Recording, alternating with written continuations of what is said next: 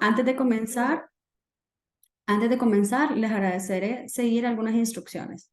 Les invito a que se presenten a través del chat con su nombre, cargo, empresa y organización de donde nos acompaña. Si su usuario no aparece con su nombre, le pedimos renombrarse con su nombre y el de su empresa. Por favor, desactivar su micrófono para mantener la calidad durante el webinar. Es opcional mantener su cámara encendida. Pueden hacer uso del chat en todo momento para enviar sus comentarios y preguntas. Pedimos disculpas de antemano por cualquier problema de conexión, interrupción eléctrica o falla que se pueda presentar durante el webinar. Este webinar está siendo grabado, por lo que le invitamos a que posteriormente visite el enlace que enviaremos desde Fundarse para verlo nuevamente. A continuación, tengo el agrado de presentarles a Joyce Pérez. Joyce Pérez actualmente es directora de programas a membresías y pymes, es licenciada en Administración de Empresas, con máster en Recursos Humanos y Gestión de Conocimiento. Tiene un diplomado en Inclusión Laboral para Personas con Discapacidad, es directora del Diplomado en Gestión Estratégica de la RSE para Pymes, tiene formación en temas de responsabilidad social, objetivos de desarrollo sostenible, gestión de público interno, cadena de valor, negocios inclusivos, resiliencia empresarial. Ha sido coordinadora de la Mesa de Empresa y Desarrollo Humano, directora del Programa de Formación de Mujeres Líderes de Voces Vitales Honduras y Fundarse, coordinadora de la Mesa de la Violencia de Género, Abordaje desde la Empresa, coordinadora de proyectos Nexos de IVOS, en la elaboración de planes empresariales sobre empresas y desarrollo humano en Centroamérica. Jurado evaluador de Feria Emprendimiento de la UNABS, directora de la Mesa de Empleabilidad y Emprendimiento Juvenil. También es miembro fundador y presidenta de la Junta Directiva de la ONG ACBA. Es apoyo a la educación y formación de niños y jóvenes. Posee más de 9 años de experiencia en el desarrollo de proyectos orientados al fortalecimiento de la cadena de valor y prácticas justas responsables. Facilitadora en temas de voluntariado corporativo, relacionamiento y mapeo de stakeholders. Prácticas justas de operación y desarrollo humano, prácticas laborales y recursos humanos. A continuación, con Joyce Pérez les dejamos.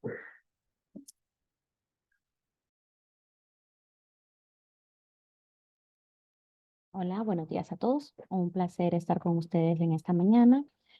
Bueno, antes de iniciar, solo eh, quisiera que cada uno de ustedes se pudieran presentar rápidamente, ya que hasta el momento pues somos pocos y saber quiénes nos están acompañando el día de hoy. Le voy a pedir a Tati que nos vaya mencionando cada una de las personas que nos acompaña para que puedan abrir rápidamente su micrófono y puedan presentarse.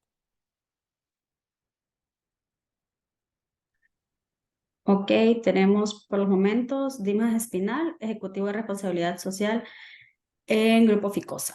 Rodrigo Deras, de Grupo Vesta, Ejecutivo de Recursos Humanos. Buenos días, mi nombre es Emily Castro, Ejecutivo de Analista de Compras, Constructora Palada. Buenos días a todos. Permítame, Joyce. Que se me hizo el chat. Buenos días a todos. Tenemos a Shannon Mendoza, subgerente de Atracción y Bienestar de BAC. Buenos días, Carola Villalobos, de Fundarse. Claudia Robles, Inversión Comunitaria Gilda.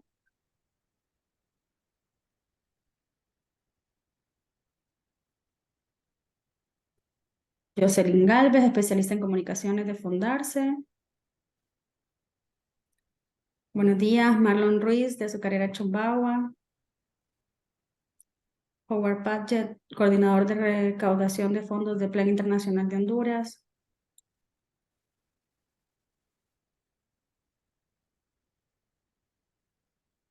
Por los momentos, creo que esos somos todos, Joyce. Ok, bueno, muchas Cindy gracias. Durón, de Fundarse. Buenos Gracias a días. todos. Bueno, el día de hoy vamos a comenzar con esta pequeña jornada que vamos a tener para hablar sobre el rol de la empresa privada y la inclusión de la población en condición de vulnerabilidad. Este es un tema que todavía es sensible para poder adaptar dentro de los impactos que podemos implementar como empresa y que muchas veces consideramos que por el día a día y por las actividades que desarrollamos no competen, pero sí hay un gran impacto que podemos generar como organizaciones, empresas, en las comunidades donde operamos a través de esas actividades que se generan. Pero es primordial que antes de saber qué podemos hacer, que conozcamos cuáles son esos grupos en situación de vulnerabilidad y a qué se refieren cada una de sus características. En temas de desigualdad y discriminación, son elementos que permean en gran medida en los desafíos de la Agenda 2030. Todos sabemos que esta agenda, a través de los Objetivos de Desarrollo Sostenible, nos ha dejado directrices de cómo trabajar, pero hay muchas otras líneas de acción, como lo podemos ver aquí a través de la Agenda Regional de Desarrollo Social inclusivo, llamada ARCID, que fue aprobada por los países miembros de la Conferencia Regional de Desarrollo Social en octubre de 2019 y en la que deben de tener consideración de las diversas situaciones de exclusión que se viven en la región. No solamente es una realidad como país que tenemos características en las que las empresas pueden tener procesos que no sean inclusivos, sino que es una característica a nivel de la región. En la ARCID fue aprobada por los Estados miembros de la CEPAL en la tercera reunión de conferencia regional sobre el desarrollo social en América Latina. Y esta agenda tiene un objetivo que es apoyar la implementación de la dimensión social de la Agenda 2030. Esto con respecto a la agenda de los Objetivos de Desarrollo Sostenible, con su impacto para América Latina y el Caribe, en especial para aquellas áreas que están vinculadas con los mandatos de los ministerios de desarrollo social o entidades que sean equivalentes a esta función. En esa elaboración se consideraron los logros, oportunidades y cuáles serían aquellas áreas críticas existentes en la relación para alcanzar el desarrollo social inclusivo. La Agenda 2030 nos habla de ese impacto social que se desea alcanzar, pero aquí el tema y de lo que vamos a tratar de tener mayor claridad es del impacto social inclusivo que podemos tener cada uno como actores desde nuestras aristas de trabajo. La vulnerabilidad social se relaciona con aquellos grupos socialmente vulnerables y cuya identificación obedece a estos diferentes criterios.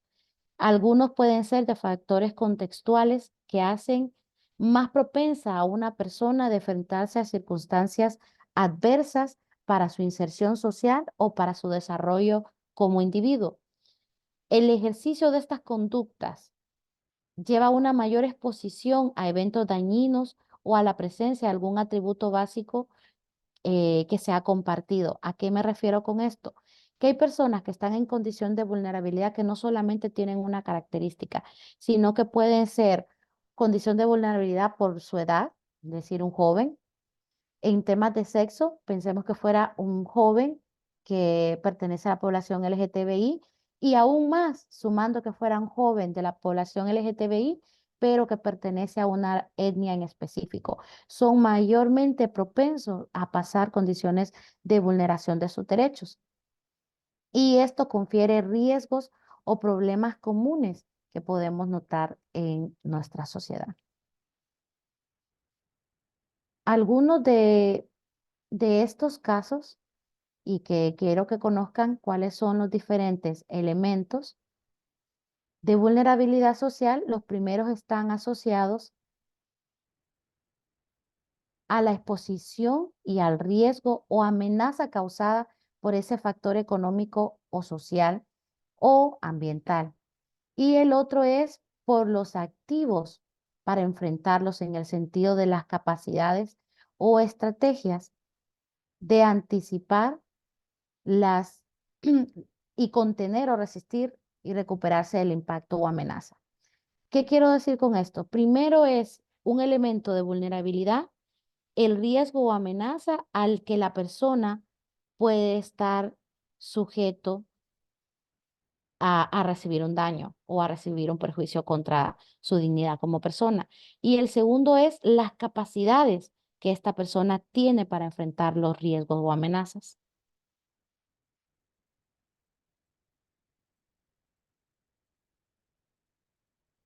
En cuanto a los grupos vulnerables o en condición de vulnerabilidad, que es es importante que conozcamos qué es una situación de vulnerabilidad. Primero, es cuando alguien enfrenta una amenaza o un peligro.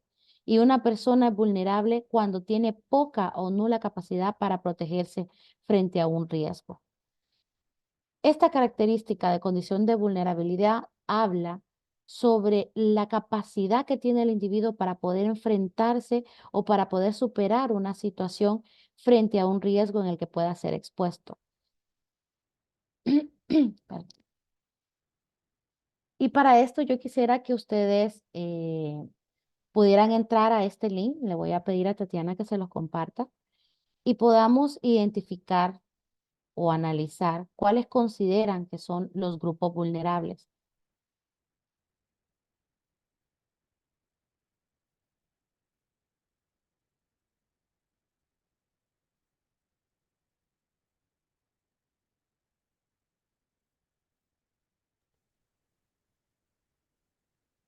No sé si alguien levanta la mano, está habilitado el chat.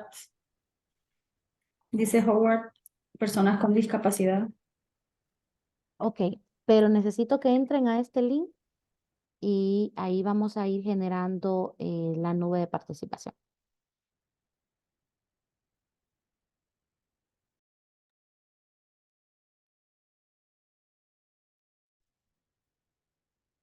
Mande el link al chat, Joyce.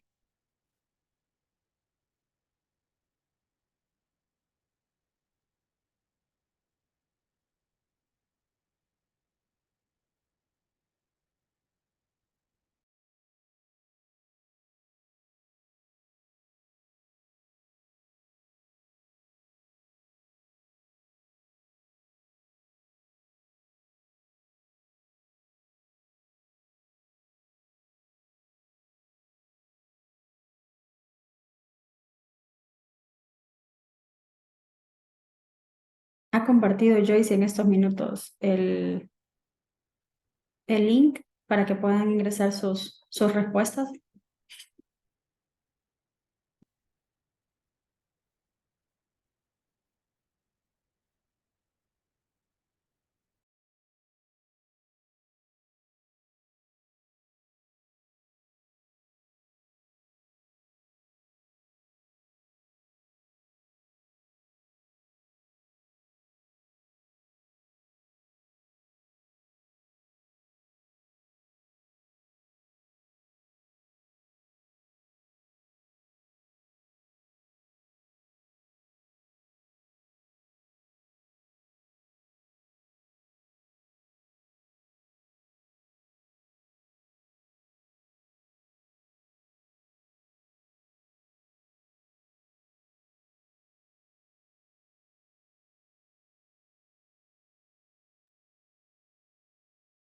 Ok, tenemos por acá Joyce grupos étnicos, víctimas de violencia, con índice de pobreza, personas con discapacidad, la niñez hondureña, mujeres, las personas de tercera edad, la niñez, migrantes retornados, población en pobreza, los que viven en zona de riesgo, migrantes retornados, LGBTI, analfabetismo.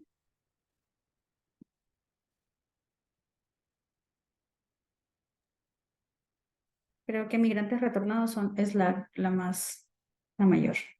¿Sí? ¿Logran ver mi pantalla nuevamente? Sí, Perfecto. Es importante para mí que podamos ir identificando cuáles son los diferentes grupos vulnerables, porque muchas veces consideramos un grupo específico. Y cuando hablamos de esas condiciones de vulnerabilidad, pensamos solo en generar acciones que están orientadas a ese grupo. Como ustedes pueden ver en este mapa, nos aparece pues con mayor relevancia el tema de migrantes retornados, personas en zonas de riesgo, población en pobreza, personas con discapacidad, población LGTBI, la niñez hondureña, grupos étnicos, mujeres víctimas de violencia, tercera edad, personas desplazadas, el tema de personas con analfabetismo, las personas con discapacidad y tal vez se ha quedado alguno de los grupos que son más relevantes, porque no solamente es estos que hemos mencionado aquí, sino que vamos a ver también un mapa de las personas que están consideradas en condición de vulnerabilidad y en este caso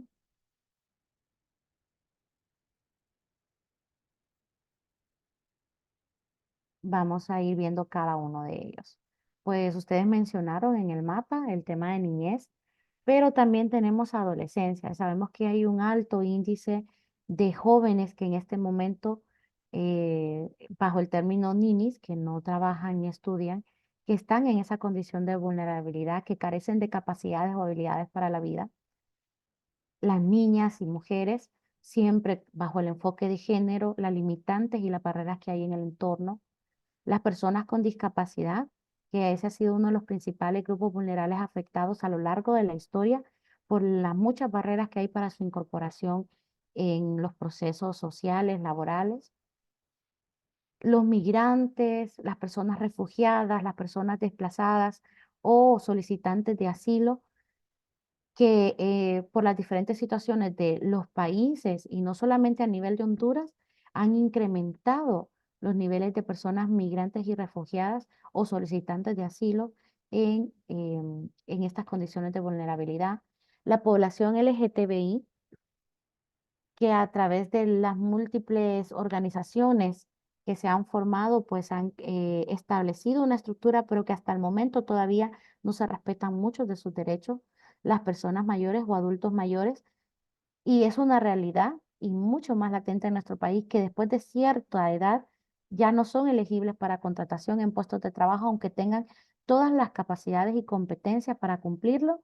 Y esto lo vemos desde el proceso de contratación en el que dice no mayor de 35 años. Entonces, si usted tiene 35, ya no es elegible para un puesto de trabajo, aunque posea todas esas capacidades para poder desarrollarlo.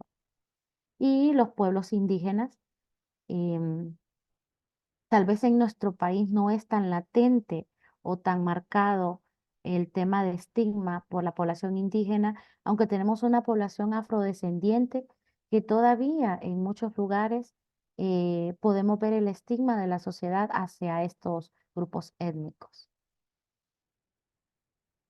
Y esta condición de vulnerabilidad, las personas que pertenecen a estos grupos de la población sufren desigualdades entrecruzadas, como podría ser el caso de una mujer indígena o afrodescendiente, donde ya el hecho de ser mujer responde a una desigualdad. Y luego, que a través de este enfoque de género también se expande a los diversos ámbitos sociales y de las condiciones étnico-raciales, que se vuelven un elemento de exclusión también para su proceso de incorporación en el mercado laboral.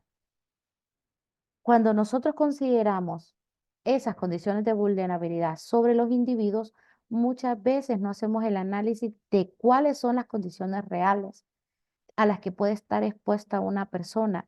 Justo el día de ayer realizábamos una feria de empleabilidad en el sector de Rivera, donde podíamos ver las características de las personas que están en esas condiciones de vulnerabilidad, jóvenes que han recibido formación, que se han capacitado, pero que no pueden acceder a un puesto de trabajo porque pertenecen a una zona considerada de riesgo.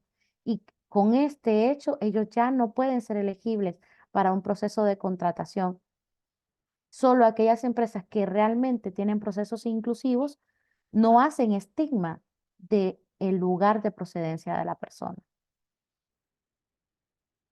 Y vamos a ver un pequeño video sobre qué son los derechos humanos, porque si pensamos hablar de las personas en condiciones de vulnerabilidad, hay un marco que abarca por qué debemos de trabajar sobre los procesos de inclusión y es en base a los derechos humanos. Hoy se comenta mucho sobre los derechos humanos. ¿Pero qué son? Son parte de nuestra dignidad, igualdad y libertad. El Estado debe garantizar su cumplimiento en todo ámbito, desde la salud, el derecho a vivir en un medio ambiente libre de contaminación, hasta la educación y el derecho al trabajo. Los derechos están protegidos por tratados internacionales, por la Constitución y las leyes. Nadie debe vulnerarlos. El INDH promueve y protege tus derechos.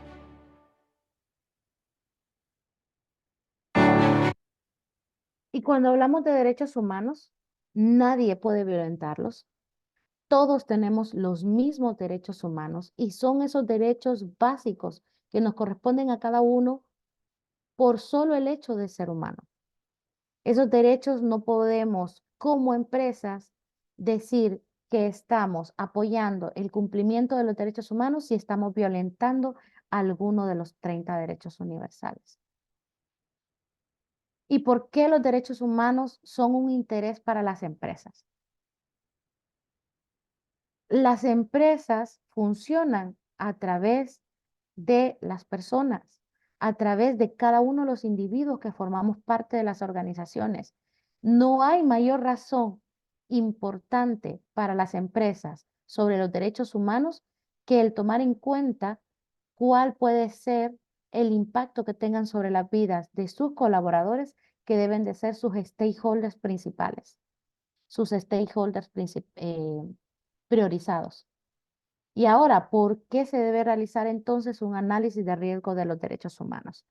Si nosotros conocemos cuáles son los 30 derechos universales y cómo la empresa puede ver afectado alguno de estos derechos a través de sus diferentes actores o partes interesadas, es importante que se pueda hacer un análisis de los riesgos de derechos humanos y cómo la empresa puede violentarlos. Y primero, porque esta es una herramienta de prevención. Cuando nosotros hacemos un análisis de riesgo, prevenimos lo que puedan pronosticar o las amenazas potenciales que puedan afectar el desempeño de la empresa. También para conocer y anticipar a los posibles riesgos de las operaciones que puedan afectar los derechos humanos de nuestras partes interesadas, no solamente tomando en cuenta los derechos humanos de las partes interesadas internas, sino también de los stakeholders externos. Y contar con un plan de acción para reducir o mitigar el impacto de la empresa.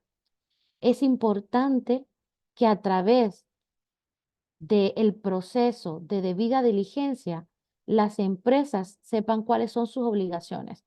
Y lo principal es que las empresas están obligadas a respetar los derechos humanos, lo que significa que se debe actuar bajo los principios de debida diligencia para no vulnerar los derechos de terceros y también para reparar las consecuencias negativas de sus actividades.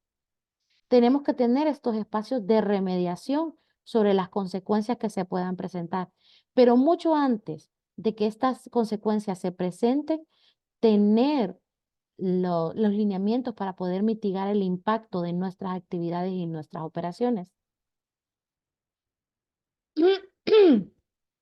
La debida diligencia y cómo debe de gestionarse en las empresas, es importante que para que una empresa pueda cumplir con su responsabilidad de respetar los derechos humanos, es imprescindible que conozca qué tipo de impactos reales o potenciales puede generar. Y cuando hablamos de impactos reales y potenciales, debemos de analizar las cosas que se pueden presentar sobre nuestras operaciones diarias, pero también sobre aquellas circunstancias extremas que podrían llegar a presentarse. Por ejemplo, ninguno de nosotros estaba preparado para la pandemia. Y esto hizo que cada una de las empresas cambiara su forma de ser empresa, cambiara su forma de vender sus productos, sus estrategias. A través de esta pandemia nos dimos cuenta de cómo realmente estábamos expuestos como individuos y qué tan preparados estábamos para proteger el principio de la vida, que es uno de los principios de los derechos humanos mencionados en esta declaración. Y cómo también nosotros, como organizaciones, debemos de manejar cuál podría ser la gravedad de las situaciones que se puedan presentar en el proceso de debida diligencia al analizar los riesgos de nuestras operaciones. Y la debida diligencia empresarial en esta relación de los derechos humanos es el grado de prudencia razonable observado por una organización y que primeramente debe de respetar los derechos humanos y en sus proyectos y operaciones. Yo debo de analizar cuál podría ser el incumplimiento y la violación de los derechos humanos en los proyectos o operaciones que tenemos. Posteriormente, evitar o mitigar los posibles problemas en derechos humanos que puedan provocarse ya sea de forma directa o ocasionados por socios y proveedores. Y aquí es cuando hablamos de la responsabilidad extendida. No solamente el impacto que yo como Fundarse puedo generar, sino que aquellos que están alineados a mi cadena de valor puedan también ocasionar en sus entornos o comunidades. Contar con políticas o procesos para resolver esos problemas potenciales en la materia de derechos humanos y expresar un compromiso de respetar los derechos humanos. Pero cuando hablamos de políticas, muchas veces las empresas tienen políticas de derechos humanos, tienen una adenda en su código de ética sobre el cumplimiento o respeto a los derechos humanos, pero no cuentan con procesos de sensibilización, no cuentan con procesos de formación. De nada nos sirve como empresas o instituciones tener esos documentos si esta información no llega a todos los actores que forman parte de la empresa. La debida diligencia debe ser una práctica de largo alcance que dé seguimiento constante a las evaluaciones de riesgo y impacto. Y esta debida diligencia no es que en el año 2020 hicimos un análisis de riesgo y nunca jamás se volvió a revisar, sino que debe de tener una revisión constante para analizar los riesgos que se puedan estar generando actualmente en el entorno en cuanto al incumplimiento de los derechos humanos con nuestras operaciones. Y el proceso de debida diligencia tiene 4 puntos principales y que están basados en las responsabilidades que tenemos como empresa para cumplirlos. El primero es identificar. Debemos de identificar cada uno de esos riesgos para luego prevenirlos y a su vez mitigar cada uno de ellos y poder responder a esas situaciones que se presenten. Vamos a ir abordando cada uno para poder aclarar cuáles son los pasos a seguir. Y luego de eso, el riesgo o el impacto sobre los derechos humanos siempre debe de estarse analizando constantemente. En esos 6 pasos fundamentales para el cumplimiento de un proceso de debida diligencia, debe analizarse un compromiso político. Y cuando hablamos del compromiso político nos referimos a la alta gerencia. Muchas veces desde los espacios de responsabilidad social se trabajan todos estos procesos o desde el área de recursos humanos en cuanto al cumplimiento de derechos humanos. Pero estas políticas deben de venir desde la alta gerencia, no solamente con una firma, sino con un compromiso de que esta sea una práctica de nuestras operaciones. Luego, poder identificar los riesgos de nuestras operaciones y también los que están vinculados a terceros en el proceso. Y en tercero, acciones para prevenir y mitigar los riesgos. Lo principal es que podamos prevenir los riesgos y en aquellos riesgos que se presenten, que podamos mitigar el impacto de nuestras actividades. Luego, un seguimiento de los progresos. Debemos de ver cómo hay una mejora en nuestros procesos como empresa y en el caso de que se haya generado un incumplimiento a los derechos humanos, seguir el proceso de mitigación y tener la resolución de aquellos que fueron afectados. Como quinto paso, comunicar lo que se está haciendo. Y ustedes saben que es un principio de comunicación. Lo que no comunicamos es como que no lo estuviéramos trabajando como empresa. Es importante que comuniquemos cada una de las actividades que estamos generando porque eso también permite sensibilizar a aquellos actores que están involucrados en el proceso. Y por último, un compromiso para los afectados. Si ya hubo un impacto, una violación a los derechos humanos y hay individuos afectados, debe haber un compromiso para resarcir el daño que se ha ocasionado. Y hay diferentes riesgos y aquí es importante que cada uno de nosotros podamos analizar. El primero es el riesgo ocasionado por mi empresa. Ese es el riesgo directo, el riesgo que como Fundarse podríamos tener al tener un incumplimiento a los derechos humanos en nuestras operaciones diarias. Pero también hay un riesgo ocasionado por la cadena de valor. Y aquí debemos de evitar complicidad. Por ejemplo, uno de los principales riesgos, que tengamos un proveedor que tenga mano de obra infantil contratada. Nos volvemos cómplices de ese proceso de violación de los derechos humanos. Y luego riesgos ocasionados a mi empresa. Debemos de tomar en cuenta que no solamente son los riesgos que nosotros podemos ocasionar, sino que los riesgos que pueden ocasionarnos a nosotros como individuos. Y esos riesgos que pueden afectar a nuestro público interno. Y ahora vamos a hacer un pequeño ejercicio para el que yo voy a pedir la participación de ustedes.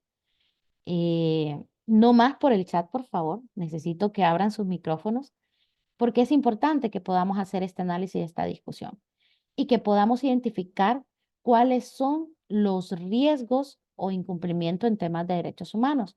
Y para esto vamos a hacer un trabajo en una matriz de riesgo de derechos humanos porque hemos visto al hacer la revisión de los informes de empresa sello que muchas empresas todavía no hacen el análisis de riesgos y que los entregables que presentan no cumplen con la rigurosidad de una matriz de análisis de riesgos. ¿Y por qué es importante hacer el análisis de los riesgos? Aunque un análisis de riesgo no va a impedir que algo salga mal, sí será útil para que se tenga un panorama realista que considere tanto lo positivo como lo negativo. Hay que considerar que cuando analizamos riesgos, no solamente es pensar en aquellas situaciones negativas, sino en pensar cómo podemos solventar las situaciones que se puedan presentar. Por lo tanto, para que se fomente una mayor confianza entre los involucrados frente a la certeza de las decisiones que van a tomarse y que estén bien sustentadas. Esto bajo los principios de debida diligencia. ¿Y cómo debe hacerse entonces un análisis de riesgos de derechos humanos? O cualquier análisis de riesgo. Esta sería una matriz que ustedes podrían ajustar a cualquier análisis de riesgo. Primero, debemos de considerar los riesgos. Luego, categorizar cada uno de ellos, dar una calificación para poder ponderar y luego saber cuáles van a ser los priorizados para ejecutar un plan de acción, pensar en una respuesta o solución para esos riesgos identificados y nuevamente calcular nuevos riesgos. Cuando consideramos los riesgos, debemos de hacer una lluvia de ideas con el equipo de colaboradores y representantes de las distintas áreas de la empresa. Uno de los principales errores que se comete al hacer análisis de riesgo es que solo lo trabaja un grupo específico, pero debemos de involucrar a personas que formen parte de los diferentes espacios que tenemos como empresas, de los diferentes niveles, porque el riesgo que puedo identificar yo desde mi dirección de programas puede ser un riesgo totalmente diferente que identifica mi compañero de logística que tiene actividades directas con los proveedores. Luego, se empieza desde lo más simple hasta lo más complicado. Por ejemplo, aquellos que son los riesgos internos. Comencemos desde casa. Saber cuáles podrían ser los riesgos de incumplimiento de derechos humanos a lo interno de la empresa. Luego, los riesgos que están relacionados con las operaciones de nuestras empresas. Y por último, los riesgos relacionados con los stakeholders o aquellos que se puedan ver afectados o que puedan afectar mis operaciones. Y vamos a ver un ejemplo sencillo para que podamos hacer este ejercicio. Y vamos a hablar de la empresa X, que ha estado operando desde el año 2010 y tiene más de 50 empleados, de los cuales solo un 10% ha recibido su aguinaldo. La empresa le dice a sus colaboradores que ha estado operando con pérdidas y se niega a pagar este beneficio laboral.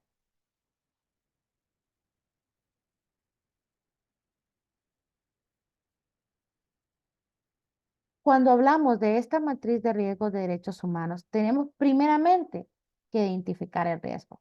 Y aquí tenemos el riesgo del incumplimiento de pago de aguinaldo a colaboradores que trabajan menos de 4 horas diarias, conductas contrarias a los derechos laborales reconocidos en la Constitución. Esto es como un breve resumen del ejercicio. Pero nosotros podríamos analizar otro riesgo si volvemos a leerlo.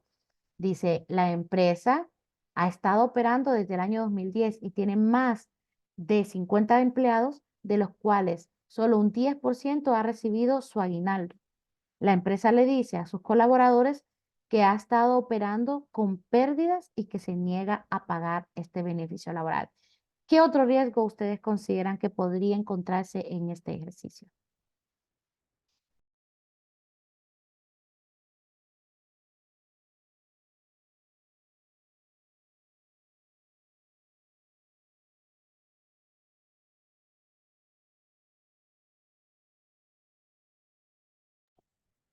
Dicen por el chat, riesgo de reputación. Yo sí. ¿Sí? Yo creo que se pone en riesgo la empresa, como decía la compañera Jocelyn, la marca como empresa, porque si los empleados pueden hacer no sé, un paro laboral, se pasa a los medios, la reputación de la empresa puede verse afectada, así como la marca. ¿De acuerdo? Chano nos dice reputación y laboral.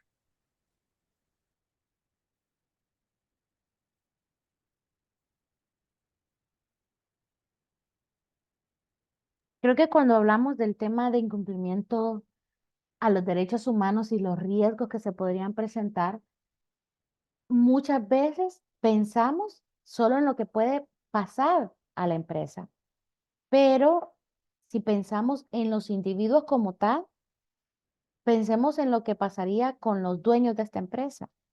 Pensemos con lo que pasaría también con aquellas familias que dependen de esta empresa y que no han recibido eh, pues su salario, sus ingresos. Y esto no solamente nos lleva a que se incumpla un derecho humano, sino muchos más. Como les digo, este va a ser un ejercicio como básico, pero que les va a quedar a ustedes para que puedan ir y analizar esas matrices de riesgo que han estado trabajando y que también puedan mejorar el análisis del impacto que generan sus operaciones.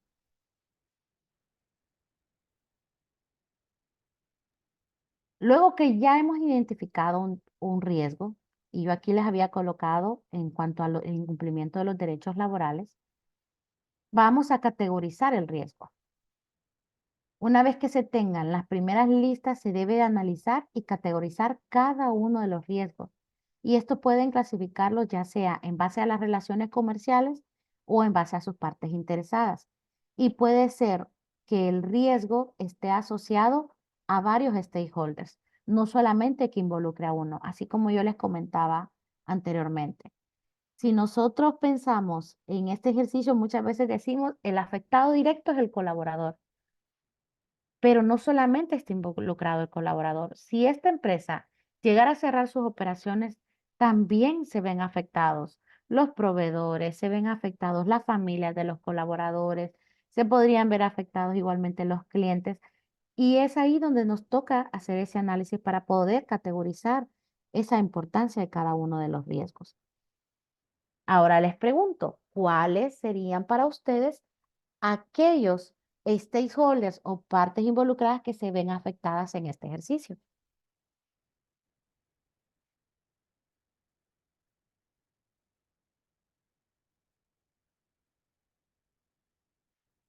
Clientes.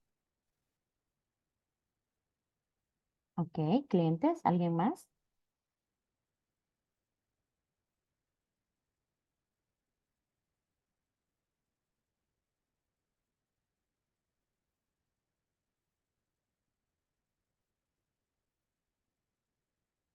Bueno, sería clientes, proveedores, recursos humanos.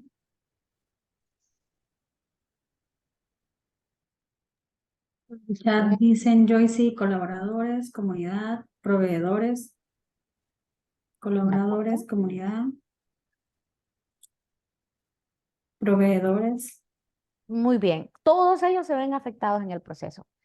El principal stakeholder afectado es los colaboradores, porque imagínese a usted que le retengan su pago de aguinaldo y que la empresa le diga que está operando en pérdidas y que no se lo va a pagar. Es el principal afectado.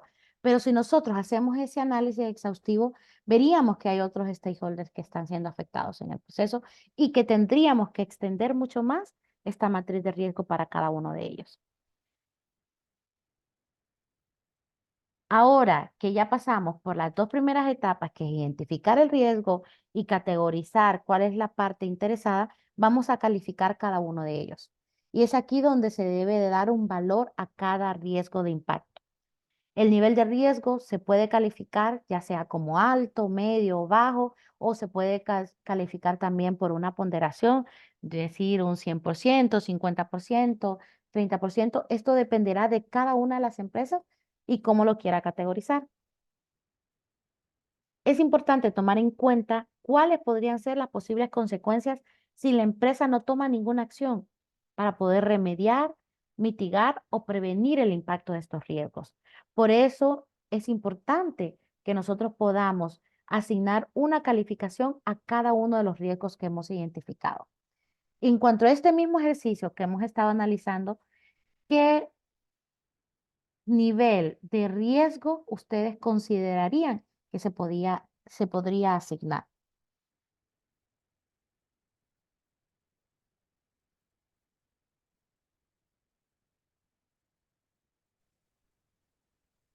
Un riesgo Al- alto.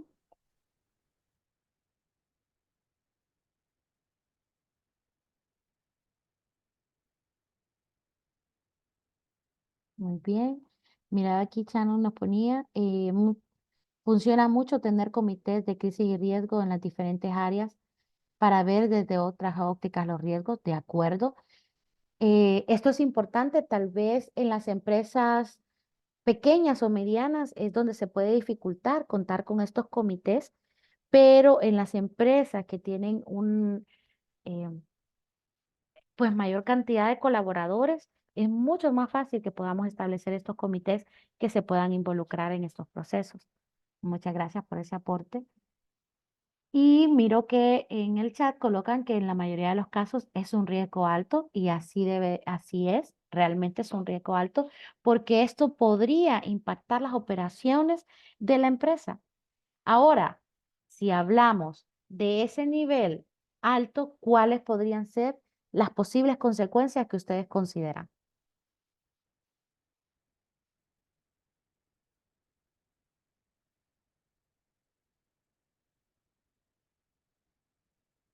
Y este no es un caso que no se presente, esto es algo que podemos ver en el día a día.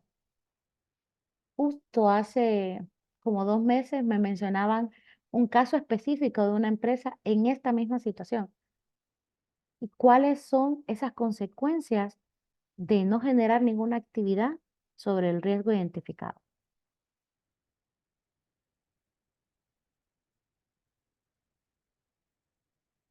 La reputación de cada empresa, paro laboral, perfecto. La quiebra de la empresa por paro laboral de los colaboradores, manifestaciones, renuncias de los empleados, desempleo, migración. Gracias, Jocelyn. Muchas veces no llegamos a ese análisis exhaustivo. No llegamos a los impactos reales y hacer el análisis macro de todo el impacto que podría tener el no generar una acción sobre la identificación de un riesgo. Edward nos dice una mala imagen y el servicio de la empresa. Perfecto. Y si hablamos de lo que yo haría como individuo, si a mí no me pagan y que hacen todos, demandamos a la empresa. La empresa comienza a sufrir demandas laborales. Y los que todavía están en la empresa, aquellos a los que sí se les pagó, hay un mal ambiente laboral, hay un mal clima laboral, porque no estamos trabajando para el desarrollo o para el cumplimiento de ese pacto que se pudo haber hecho con la empresa para poder remediar la situación. Y así como ustedes los decían, este es un nivel de riesgo alto y los muchos ejemplos que nos pudieron brindar de las posibles consecuencias, todos esos podrían estar dentro del marco del análisis de riesgo y de las consecuencias al incumplimiento de una sola actividad. Y luego debemos de pensar en una respuesta o solución para los riesgos. Ya hicimos lo fácil, ya identificamos el riesgo, ya categorizamos, pero ahora vamos a comenzar con ese plan de acción. Vamos a comenzar con lo que vamos a hacer para mejorar la situación y esa actividad de control o esos indicadores que nos van a permitir remediar o mitigar el impacto.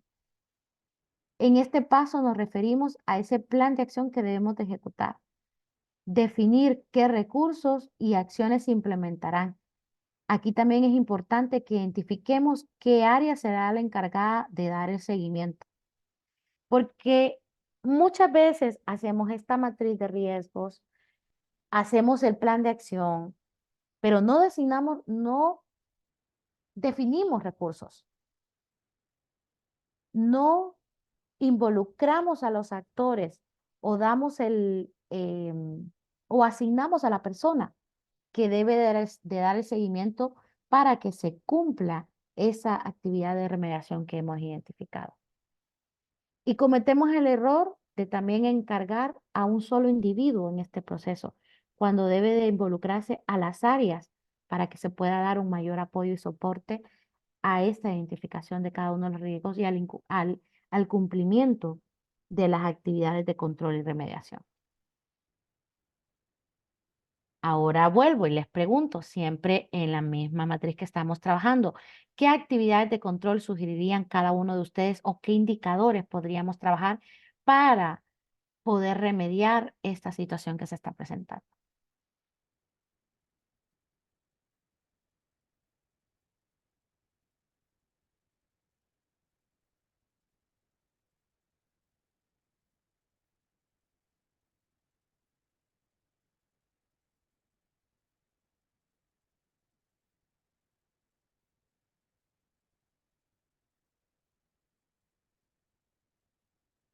¿Cuál es la pregunta? Ok. ¿Qué actividad de control o qué acción desarrollarían como empresa para remediar esta violación a los derechos humanos en cuanto al ejercicio que estamos trabajando?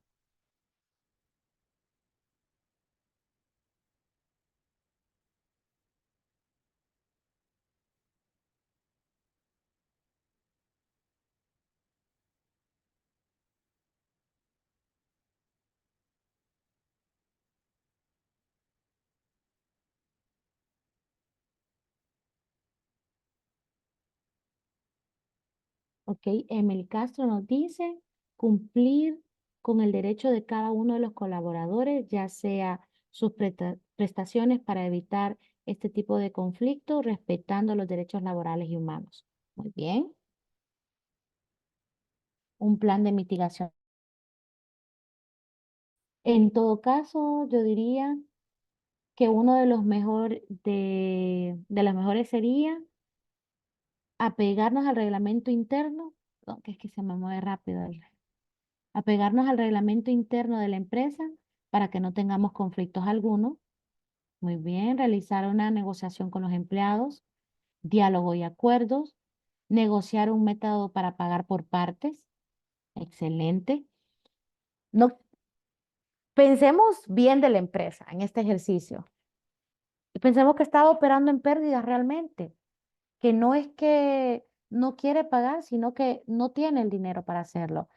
Cuando miramos estas soluciones de un plan de negociación, establecer diálogos y acuerdos, establecer un método para pagar por partes, podríamos generar estas actividades para poder solventar la situación. Ahí es cuando debemos hacer el uso de la debida diligencia también y saber y hacer ese análisis exhaustivo de cómo poder solventar esas situaciones que se presenten. Y aquí tenemos revisión de las planillas de la empresa, firmar documentos de compromiso de pagos, lo que ustedes mencionaban en, en el chat, hacer esas negociaciones, tener ese cumplimiento en cuanto a los derechos de las prestaciones de cada uno de los colaboradores y lo mejor sería poder evitar que se generen estos conflictos, teniendo un buen uso también de los procesos financieros de la empresa. Y por último, ¿a quién se lo encargamos? Y todo se lo encargamos a los pobrecitos de recursos humanos. Y todo le toca a recursos humanos, porque como es un tema de derechos humanos, pero no necesariamente recursos humanos es el departamento que se puede encargar de todas las actividades. En este caso en específico sí, porque tiene mucho que ver con el tema de recursos humanos, pero aquí también podríamos ver otra área involucrada. No sé si sus aportes, ¿quién más podríamos ver involucrado en esta actividad?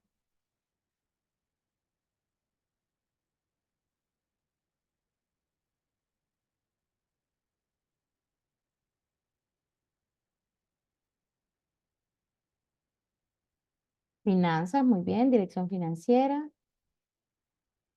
Es fiable asegurar las provisiones mes a mes para mitigar los riesgos de finanzas, totalmente de acuerdo. Los riesgos, vamos a ver, finanzas, comité de directores, gerencia, comité ejecutivo, totalmente de acuerdo. No solamente podemos asignar a el área que creemos que le compete, porque como decimos, no, es el pago de planilla, es el pago de aguinaldo y eso le compete a derechos humanos. Pero esto puede venir desde la alta gerencia y el principal área responsable, la gerencia, involucrando al departamento de finanzas, involucrando al departamento de recursos humanos. No cometamos el error como empresa de solamente asignar un área porque creemos que esa es el área responsable, cuando puede haber otros actores internos que estén involucrados en el proceso. Nos dice Dimas aquí, comité de riesgo, departamento de imagen corporativa. Perfecto. Todos esos aportes que acaban de hacer ustedes enriquecen este tipo de ejercicios y nos permiten también ser más acuciosos en el análisis de riesgo y del incumplimiento de los derechos humanos que podamos tener. Em, yo los motivo a que puedan hacer cada uno de ustedes estos análisis a lo interno y que el siguiente paso, que es aún más importante, es calcular los nuevos riesgos, pero también validarlos con las partes interesadas. Cometemos el error al momento de calificar los riesgos que solo hacemos el análisis interno. Como fundarse, cuando hacemos nuestra matriz de riesgo, llamamos a nuestros proveedores, presentamos cada uno de estos riesgos y también ellos lo evalúan, porque yo como institución puedo dar una ponderación, pero otra parte interesada puede verlo de forma diferente y tenemos que también eh, validar esa valoración que pueden dar nuestros stakeholders sobre cada matriz que estamos trabajando.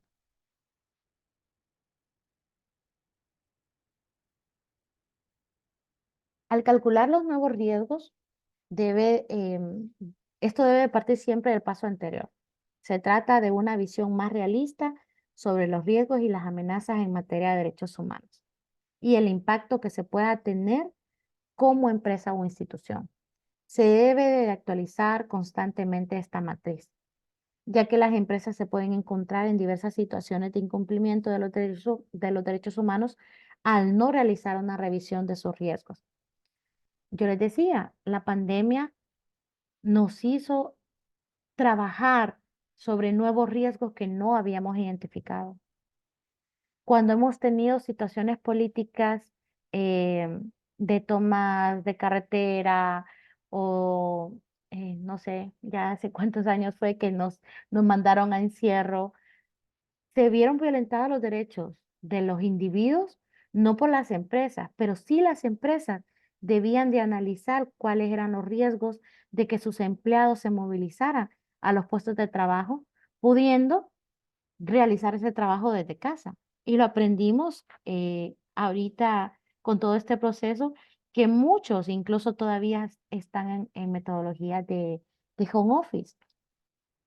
Pero todo esto lo pudimos analizar solo a través de una vez identificados los riesgos que podían presentarse en estas situaciones.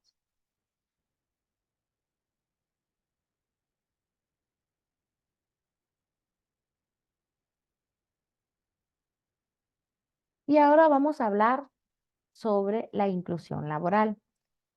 Hemos ido abordando desde las personas en condición de vulnerabilidad, desde el conocimiento sobre derechos humanos, y el incumplimiento en cuanto al respeto a los derechos humanos y esa matriz de riesgo, porque vamos a entrar en el tema de la inclusión laboral y es necesario que tengamos todos esos conocimientos o el análisis para poder abordar el tema que nos compete el día de hoy.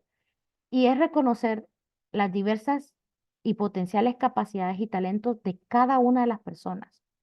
Esa inclusión laboral suprime las barreras y facilita la equiparación de oportunidades para la participación de todos en todas las dinámicas sociales. También facilitar la movilidad y el acceso de todas las personas a todos los espacios físicos, públicos y privados y los objetos y los servicios y las comunicaciones. La inclusión es pertenecer.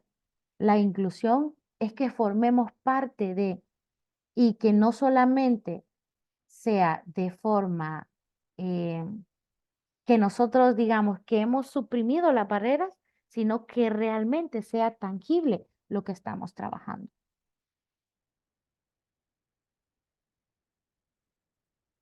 Y hablamos al principio de cada uno de los grupos vulnerables y vamos a ir abordando cada uno de ellos y cuál es el impacto que tenemos o cómo podríamos como empresa tener buenas prácticas para esa inclusión de los diferentes grupos vulnerables. En cuanto al tema de niñez, la prevención de la mortalidad infantil debe de seguir siendo la prioridad mundial. Pero más allá de la mera supervivencia, los niños tienen derechos a prosperar, derecho a desarrollarse de forma íntegra hasta alcanzar su pleno potencial y a disfrutar de una buena salud física y mental en un mundo sostenible. Esos tres elementos críticos en el desarrollo infantil saludable de un niño son que primero tenga un cuidado estable, receptivo y enriquecedor. Y eso muchas veces, o eso principalmente viene desde casa, pero también se generan en los otros entornos, en la escuela, en las comunidades, en los espacios de convivencia. También contar con estos entornos seguros y de apoyo. Y ahí sí la empresa puede tener intervención. Y sabemos que muchas de nuestras empresas han priorizado en la encuesta de satisfacción que se levantan todos los años a través de Fundarse, más del 60% de nuestras empresas han identificado el tema de educación como uno de sus temas prioritarios. Y el generar entornos seguros y entornos de apoyo, muchas veces se trabaja desde las escuelas, desde los centros educativos. Y también el apoyo a la nutrición adecuada. Sabemos en gran medida que muchas de las empresas también están apoyando a través de la merienda escolar y un niño con una debida nutrición tiene un mejor aprendizaje.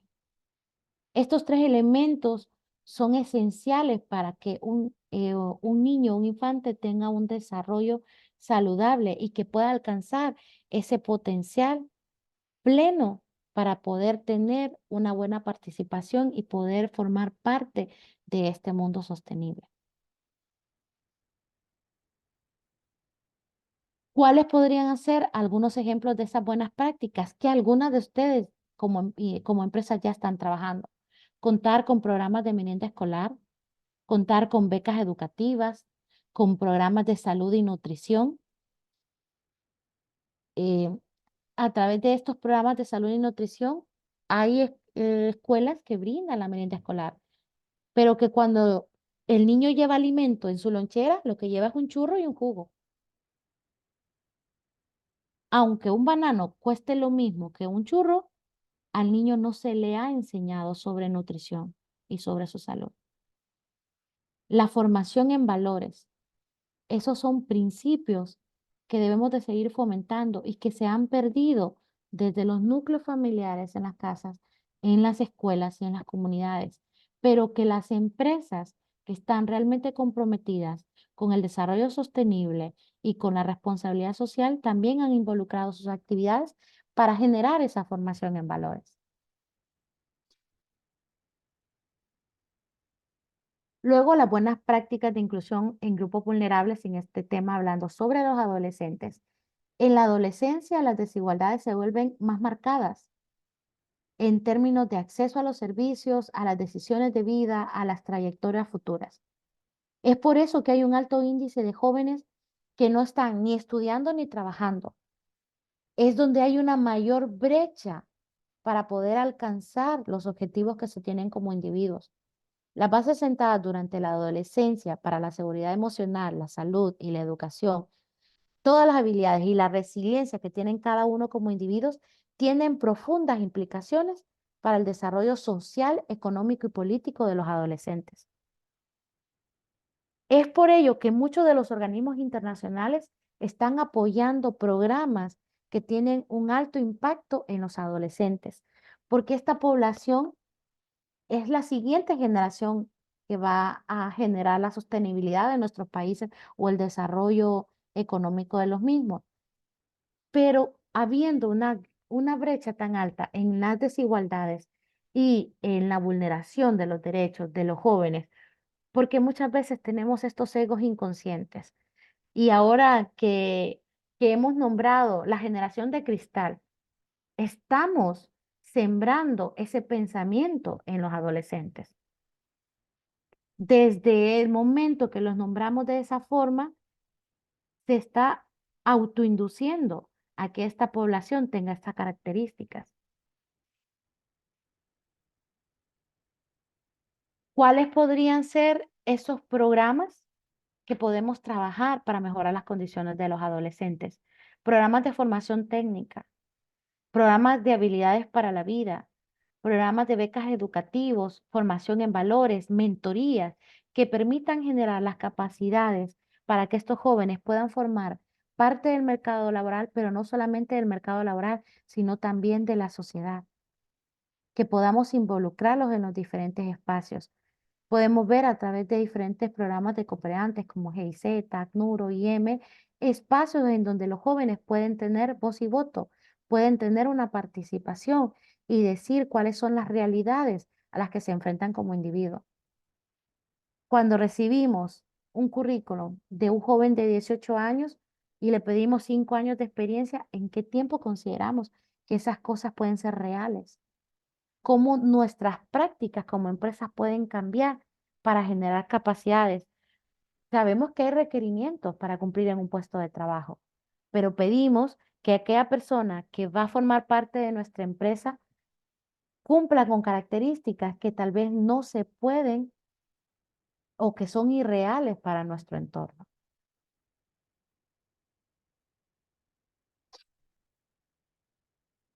Luego tenemos las buenas prácticas de inclusión en grupos vulnerables, hablando en enfoque de género con las mujeres. Las mujeres se enfrentan a diferentes obstáculos a lo largo de su vida.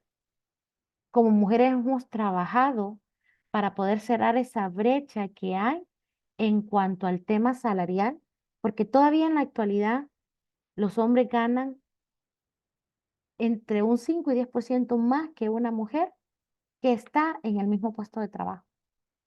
Hoy en día podemos observar en el ámbito laboral todas esas desigualdades y las brechas de género. Podemos encontrar muchos casos de acoso laboral que no son denunciados porque las mujeres nos sometemos y consideramos que, la conducta que se está generando es normal. Normalizamos todavía esos espacios. Es un proceso en un proceso de contratación se selecciona una mujer por cada 5 aplicantes a una plaza laboral. Todavía las mujeres tenemos 20% de probabilidades de ser contratadas contra un 80% de probabilidades para que un hombre sea contratado para ese puesto de trabajo. La brecha salarial es grande en toda Latinoamérica, no solamente en Honduras. Y aparte de esas brechas salariales, muchas veces hay sesgos inconscientes que tenemos no solamente los hombres, sino también las mujeres, para seguir siendo permisivas ante las situaciones que hay en nuestro entorno. Algunos ejemplos de buenas prácticas que podríamos trabajar, las políticas de igualdad de género, Con esto también comentarles para los que no pudieron asistir a nuestro evento en conmemoración al Día Internacional de la Mujer, que ya contamos con una política de igualdad de género que tiene y busca también ser replicada para todas nuestras partes interesadas, incluyéndolos a ustedes como parte de nuestra membresía. Este es un primer borrador de esa política de igualdad y comentarles que también tenemos muchos actores que al ver lo que estamos trabajando como Fundarse también se han sumado a hacer esta revisión y poder hacer mejores aportes para que nosotros podamos entregarles a ustedes todavía un mejor producto y que puedan incorporarlo en sus empresas. También programas para el desarrollo de mujeres en áreas STEM. Dejemos de pensar que las mujeres no pueden trabajar en estas áreas, sino que demos las oportunidades para que las jóvenes que están estudiando puedan acceder a estos tipos de formaciones. También apoyo a mujeres emprendedoras. Más del 80% de los emprendimientos son dirigidos por mujeres, son exitosos. No quiero decir a los hombres que no manejan bien los negocios, pero las estadísticas nos dicen que las mujeres somos mejores para administrar los emprendimientos o los negocios familiares. También poder contar con procesos de contratación inclusivos. Y aquí es donde muchas veces digo yo, comienzo a regañar a las empresas, pero más que un regaño, es una forma de trabajar mejor. Dejemos de hacer preguntas como, ¿y está casada? Cuando vamos a contratar a una persona, no necesitamos saber si está casado, no necesitamos saber si tiene hijos, porque lo que necesitamos es la habilidad y la capacidad de la persona.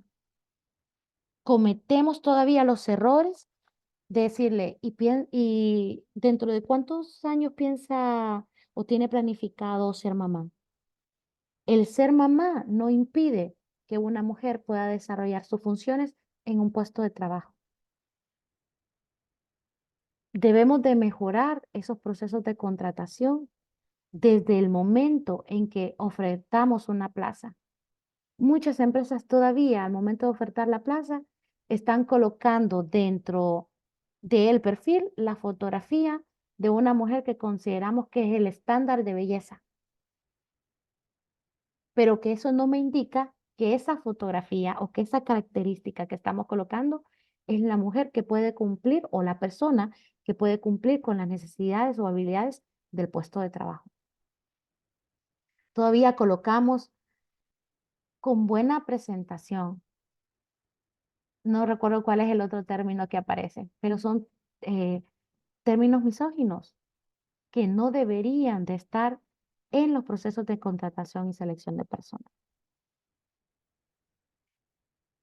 Y ahora vamos a hablar sobre esas buenas prácticas para las personas con discapacidad. ¿Por qué contratar personas con discapacidad? Primero, porque crean ambientes laborales más inclusivos, al ofrecer ejemplos de vida a los demás trabajadores que aportan a la eliminación de prejuicios laborales. Luego, para el mundo empresarial, la vinculación de personas con discapacidad es una práctica que se percibe en línea con los principios de responsabilidad social corporativa. Si somos empresas socialmente responsables y que estamos aportando por el desarrollo sostenible, debemos de vincular e incluir personas con discapacidad en nuestras empresas. Y tenemos una cuota según la ley, una cuota que no se está cumpliendo. Son 4 personas por cada 100. ¿Por qué no se cumple? Porque no contamos con las medidas de accesibilidad para que estas personas se puedan incorporar a nuestras operaciones. Luego, ante la oportunidad de trabajos dignos, habitualmente son personas con alto sentido de pertenencia y compromiso. Cuando nosotros brindamos la oportunidad para que una persona con discapacidad forme parte de nuestra empresa, estas personas tienen un alto nivel de compromiso y pertenencia a la empresa porque se ha brindado una oportunidad para su desarrollo como individuo, en lo personal y en lo laboral. Y aquí hablamos de esos mitos que se deben de romper. Siempre pensamos que solo pueden trabajar las personas relacionadas con algún tipo de discapacidad. Y decimos, no, es que en mi empresa solo podría trabajar una persona que tenga silla de ruedas, pero no podría trabajar alguien con discapacidad auditiva, con discapacidad visual, una persona con discapacidad cognitiva que tenga síndrome de Down. No podría, no podría.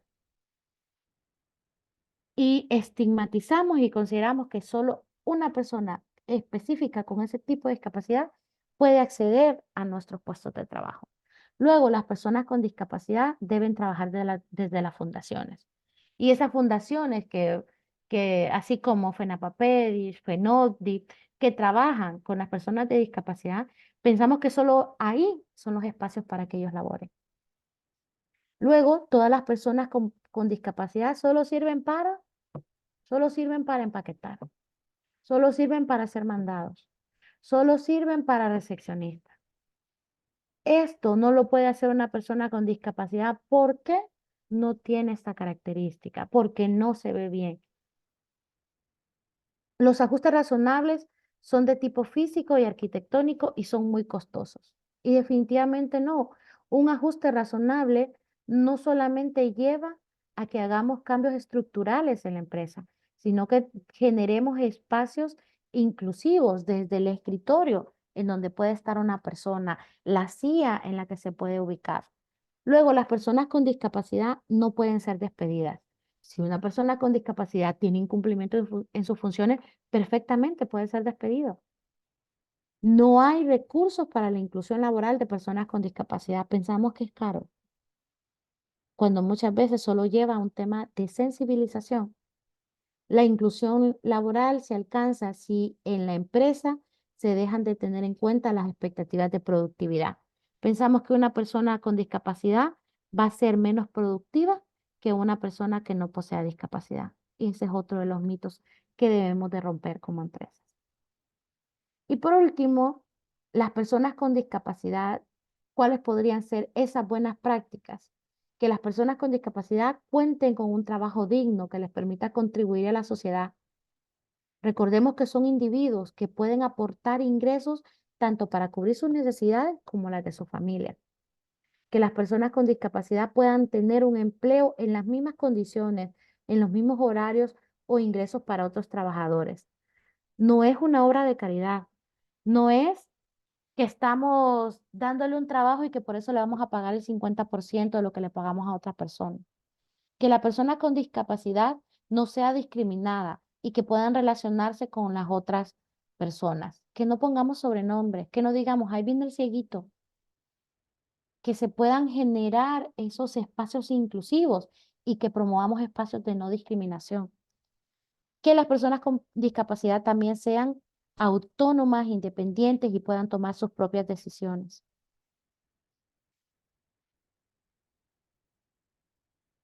En cuanto al tema de personas mayores, los adultos mayores, por su condición biológica y social, se consideran vulnerables al vivir en situaciones de riesgo determinadas, ya sea por los recursos personales, económicos, del entorno, familiares, comunitarios y de acceso a los servicios de salud.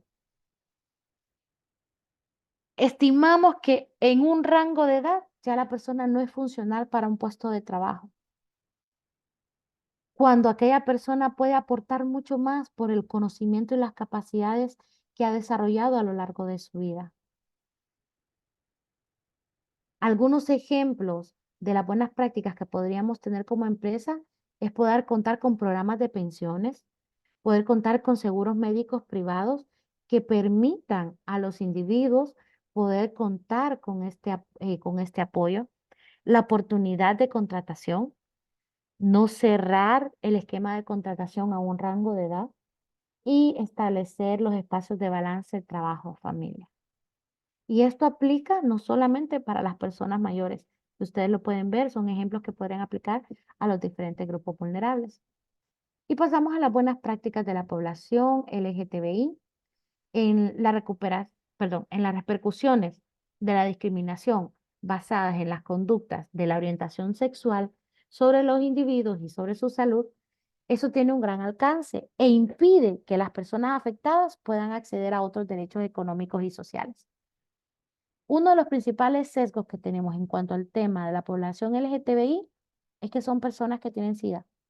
Todavía podemos escuchar esos escenarios y estas personas no pueden acceder a contar con espacios de salud dignos. Luego que a su vez la vulneración de otros derechos humanos repercuten también en la realización de esos derechos de salud, por ejemplo, el impedimento al acceso al empleo o el impedimento al acceso a una vivienda. Y algunas prácticas que podríamos implementar en cuanto a la incorporación de la población LGTBI son políticas de no discriminación, promover espacios seguros, el promover una cultura de paz, el respeto de los derechos de las personas y ver a las personas como individuos bajo sus funciones, no bajo su orientación sexual. El poder contar con estos seguros médicos privados, las oportunidades de contratación y nuevamente el balance trabajo-familia. Y pasamos al último grupo, las personas migrantes, refugiadas o desplazados. Y la integración de la población migrante, refugiados y desplazados, se trata de una cuestión multidimensional que cubre la inclusión de los migrantes en diferentes esferas, tales como la económica y la social, y también el empoderamiento de las comunidades de acogida y otros actores locales para recibir a los migrantes e involucrarse con ellos. Las principales barreras que tenemos para la incorporación de este grupo vulnerable muchas veces pueden ser el lenguaje como barrera. Pensemos en todas las personas, en todos los hondureños que han salido en caravanas. La principal barrera que tienen al llegar a Estados Unidos es en cuanto al idioma, en cuanto al tema cultural. Pero cuando aquellas personas regresan de estos países y regresan a su país, se encuentran con otras barreras.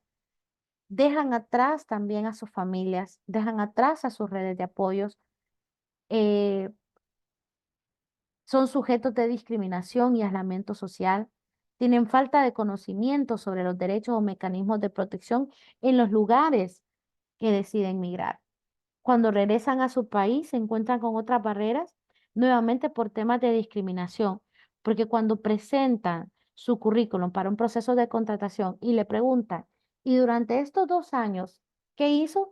Dicen, no, es que yo migré. Desde ese momento hacemos a un lado ese currículum y no son personas elegibles para contratar porque consideramos que esta persona se va a volver a ir. Entre algunas buenas prácticas de inclusión para estos grupos vulnerables podemos encontrar, perdón, que se me quedaron aquí algunas de las anteriores, la transparencia en los reclutamientos, que tengamos procesos transparentes, procesos inclusivos, como les decía, al momento de hacer el análisis de un CV, que veamos las capacidades y las habilidades del individuo, que cumpla con los requerimientos para el puesto de trabajo, que no sea un factor relevante el que la persona haya migrado. Luego, la protección de los derechos laborales, que promovamos esa protección de los derechos de cada uno de los individuos. Y por último, que tengamos políticas inclusivas a la reducción de las barreras discriminativas para fomentar la contratación y la selección de la población migrante, ya sea desplazada interna o desplazada externamente. En cuanto a estos procesos de contratación, que no tomemos en cuenta o que deje de ser importante esas zonas de riesgo. Hay muchas personas capacitadas y formadas. Yo les comentaba el día de ayer que estuvimos en esa feria, pudimos ver CVs de personas que tenían una formación con experiencia laboral de 20 años, pero que no, no tenía un trabajo porque tal vez lamentablemente su plaza de trabajo la empresa había cerrado o hubo un recorte personal, pero que actualmente no tenía un trabajo porque vive en una zona de riesgo. Todavía encontramos personas que mienten cuando se le coloca en su CV el lugar donde vive y consiguen la dirección de un familiar, consiguen el número de teléfono fijo de un amigo para que cuando se llame diga que pertenece, que vive en esa colonia para poder obtener un puesto de trabajo en una empresa. Y decimos que somos empresas socialmente responsables, pero nuestros procesos de contratación todavía tienen muchas mejoras para poder ser inclusivos de todas las personas que están en condición de vulnerabilidad. Y esas prácticas laborales que también podemos fomentar y mejorar, salarios dignos, que tengamos salarios dignos para todos los que forman parte de nuestros procesos, no solamente para los puestos gerenciales e intermedios, sino también para los puestos operativos. El acceso a servicios médicos, tener jornadas laborales que cumplan con el espacio para que la persona pueda tener un balance de vida-trabajo, que podamos contar con prácticas disciplinarias y de despidos correctas y adecuadas y el debido seguimiento, que brindemos espacios tan sencillos como el comedor, la cafetería, que respetemos el espacio de vacaciones de nuestros colaboradores, que no esté el jefe llamando al colaborador que tiene 2 años de no tener vacaciones y que lo llame porque necesita un documento. Respetemos esos espacios de vacaciones. La protección de la maternidad. Muchas mujeres en la actualidad no quieren ser mamá porque no hay un respeto a sus derechos y protección de la maternidad. Y consideran que si salen embarazadas, las van a despedir unos meses después de tener a su bebé. Luego, el desarrollo humano y capacitación. Queremos contar con los mejores colaboradores, pero no queremos invertir en las capacidades de cada uno de ellos y en el desarrollo que deben de tener profesional y como individuos. Pero cuando hablamos de las personas en condición de vulnerabilidad, también hablamos de esa responsabilidad extendida. Y esa responsabilidad nos lleva también a evaluar las prácticas de nuestros proveedores en cuanto a que no tengan procesos de trabajo forzoso involuntario, que no haya explotación de menores, que ellos brinden salarios y beneficios dignos, contar con prácticas no discriminatorias. Nosotros podemos replicar nuestras prácticas a nuestra cadena de valor. Si tenemos proveedores que son pequeños, dar esos espacios de formación y hacer esos encadenamientos responsables que permitan replicar nuestras buenas prácticas. El respeto y la dignidad, el promoción del respeto y la dignidad, el que cuenten con equipos y promoción de seguridad y salud ocupacional, la protección al medio ambiente, el cumplimiento de las leyes y regulaciones y los otros requisitos legales y que siempre haya ética en las relaciones de negocios. Esta ha sido pues mi participación. Espero que cada uno de ustedes tenga pues los insumos que necesitaba con respecto a cuáles podrían ser nuestras actividades en cuanto al cumplimiento de los derechos de las diferentes personas y sobre todo de las personas en condición de vulnerabilidad. Muchas gracias, Joyce. No sé si alguien tiene consultas, pueden levantar la manito o en el chat pueden poner sus preguntas, consultas para Joyce.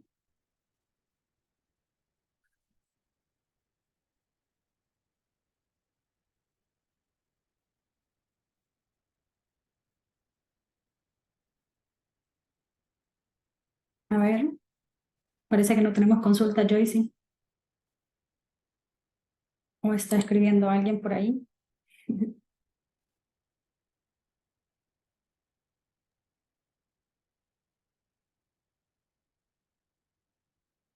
Creería que no, ¿verdad? Sí, creo que Creería que no. Bueno, muchas gracias, agradecerle a Joyce. todos. Me despido. Muchas gracias, Joyce, por su valiosa participación y por compartir en este espacio un poco de su conocimiento en temas de derechos humanos y grupos vulnerables. Bueno, sabemos que la discriminación no solo se da por raza o por género, también con personas con discapacidad. Y usted lo mencionaba, Joyce, el Día de ayer vivieron la experiencia en su feria de empleabilidad como personas que tienen un currículum muy bueno y que por vivir en zonas de riesgo no son tomadas en cuenta. Igual nos pasa en nuestras ferias de empleo para personas con discapacidad, muchas personas con discapacidad con muy buenas capacidades y no son tomadas en cuenta dentro de las organizaciones. Y bueno, gracias Joyce, gracias, dice aquí, excelente presentación. Para continuar, y como lo mencionábamos durante la participación de Joyce, pues la niñez es parte de los grupos vulnerables y por eso queremos presentarle a nuestro siguiente participante. Él es Howard Padgett. Nos hablará un poco del Plan Internacional, ONG que busca proteger los derechos de la niñez.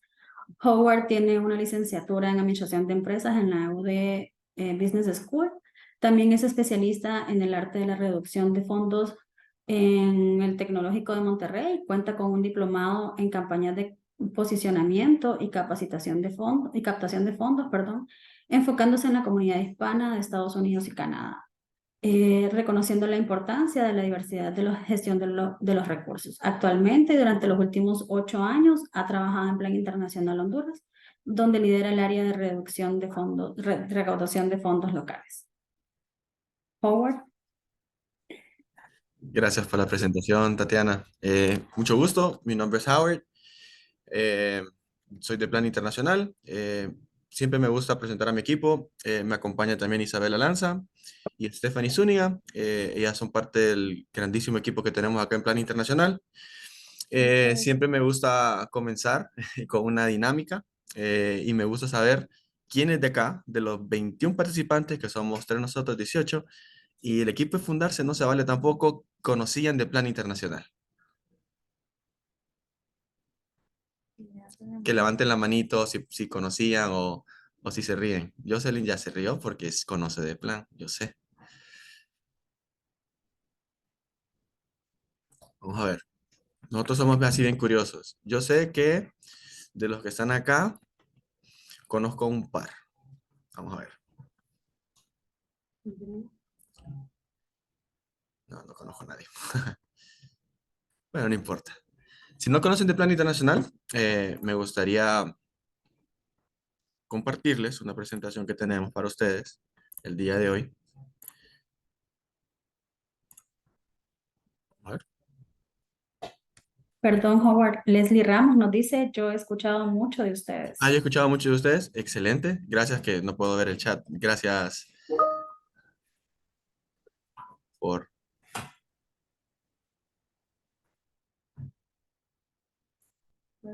Sí, ahorita estoy compartiendo pantalla. ¿Me confirman si la pueden ver la presentación? Sí. Sí.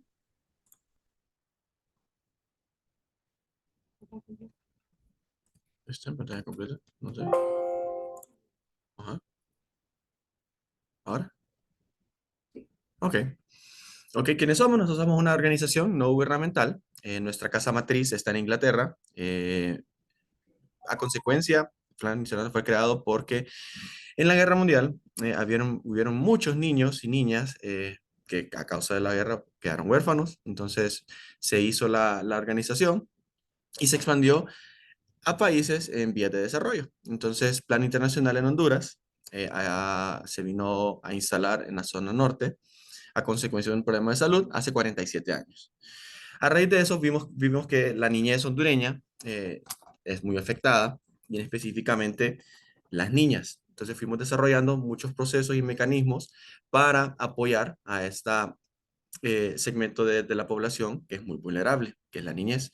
Entonces, como les comentaba, nosotros trabajamos en el corredor de la pobreza, denominado todo el occidente del país. Quisiera saber si alguien de acá pasó estudios sociales y me puede identificar algún departamento de los que ven con un puntito. Ahí sí lo pueden poner en el chat. Vamos a ver, para que se animen ahí y no se vale buscar en Google.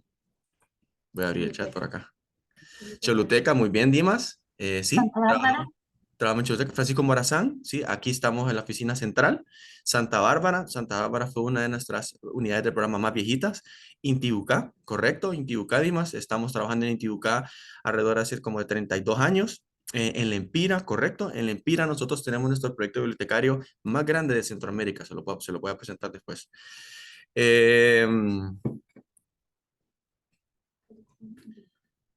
Ok, creo que los únicos que nos quedan por decir, o sea, como decía nuestro compañero Dimas, Choluteca, estamos en La Paz, Lempira, Santa Bárbara, Copán y Intibucá, sí, e Intibucá. Entonces, nosotros venimos desarrollando programas y proyectos en beneficio de la niñez. Nuestro propósito es, como decía nuestra compañera Joyce, trabajamos por un mundo justo que promueva los derechos de la niñez. Los derechos de la niñez que en muchos casos son vulnerables, pero sobre todo nuestro propósito es algo específico, que es por la igualdad de las niñas. En estas zonas rurales, tierra adentro, vemos casos que aún me han reportado que las niñas son muy afectadas, tanto en el tema como de salud, como en el tema de educación, ellas se ven muy afectadas. Aún hoy, 2024, he escuchado casos de que una mamá o un papá regalan a un hombre mayor a una niña, porque este hombre le ofrece comida semanal. Imagínense eso. Esto es algo que es, yo cuando me lo expusieron me quedé impactado. Hemos escuchado casos que cambian niñas por vacas. Entonces, nosotros como organización vemos que esto no es correcto, o sea, no tiene que estar pasando, eso es prohibido, penado por la ley. Entonces, formamos lo que es una campaña muy bonita de sensibilización, que se las quiero compartir más adelante. Entonces, nosotros como organización actualmente buscamos el compromiso de toda la ciudadanía para construir alianzas. ¿Por qué? Porque las niñas y los niños tienen el poder. Ellos tienen el poder y pueden generar cambios duraderos. Eso es lo que nosotros tratamos de lograr, cambios duraderos. No cambios de darles un tallercito y que les entre por acá y les salga por acá. No, ellos tienen la capacidad y el conocimiento para aprender y desarrollarse en su pleno potencial. Pero específicamente también en las niñas. ¿Correcto, verdad? Igual promovemos el apoyo en cuestiones de adversidad. Yo creo que todos acá nos recordamos de los catástrofes que vivimos en COVID, como decía nuestra compañera Joyce, en algunos casos. El COVID nos vino a afectar bastante. Eso es una crisis y muchas personas perdieron sus trabajos. Y sobre todo, cuando vino los huracanes Eta y Iota, ¿se recuerdan? Fue afectado totalmente la zona norte y parte del occidente. Nosotros como organización nos hicimos presentes y fuimos a esos sectores para apoyar a estas comunidades y población que estaban en mucha crisis alimenticia. Perdón. Entonces, les apoyamos en entregas de kits alimentarios, de alimentos, pero también hay una cosa muy bonita que nosotros siempre tomamos en cuenta, lo que es el cuidado personal. Y en este caso, la mujer tiene un cuidado personal muy específico, ¿verdad? Recordemos que había muchas niñas que estaban en vías de desarrollo de su cuerpo y tenían que tener los utensilios eh, para cuidarse. Entonces hicimos lo que son kits de higiene, donde iban toallas sanitarias, champús, jabones específicos para su cuidado. Entonces todo eso también se fue apoyando para suplir esa necesidad.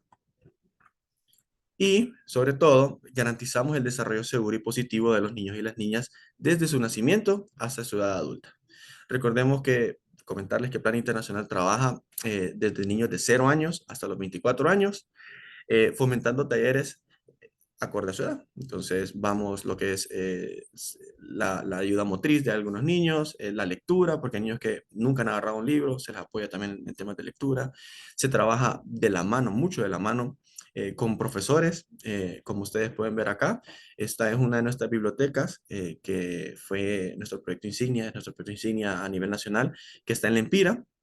Llevamos alrededor de 42 bibliotecas solo en la Empira y estamos ampliando nuestro proyecto a Intibucá y Santa Bárbara para que muchos más niños conozcan lo que es la lectura, se enamoren de la lectura. Tenemos casos de historias de éxito que hay niños que han leído más de 1800 libros. Yo creo que en mi vida me he leído como 10. Imagínense estos niños que han leído 1800 libros y que tienen un control de lectura. No es que dicen, no, sí, me leí 100 libros. No, ellos tienen control de lectura donde hacen sus análisis de lo que aprendieron de los libros. Entonces es muy bonito a apoyar lo que es la educación. Entonces nosotros estamos enfocados en desarrollar, ¿verdad? Este tipo de actividades. ¿Por qué me gusta siempre hablar de que toco el tema de las niñas? ¿Por qué las niñas? Bueno, comentarles un poquito de datos que tenemos a nivel de plan internacional es que 24 de cada 100 niñas, adolescentes, entre la edad de 15 años y 19 años han estado embarazadas. Entonces, yo creo que aquí todos conocemos por lo menos un caso, ya sea de, de un familiar o de un vecino o de un conocido, de que haya tenido un hijo a los 15, 14 años de edad. Yo creo que yo conozco 2 personas en mi vida. Entonces, eso no es penado por la ley. Entonces, nos trae la consecuencia que el 50% de esas niñas que quedan embarazadas son producto de un acoso sexual. Las niñas no quieren ser mamás. Una niña no puede estar cuidando a otro niño. Entonces, se les abusa sexualmente y en muchos casos, ¿dónde creen que se produce ese abuso sexual? ¿Creen ustedes?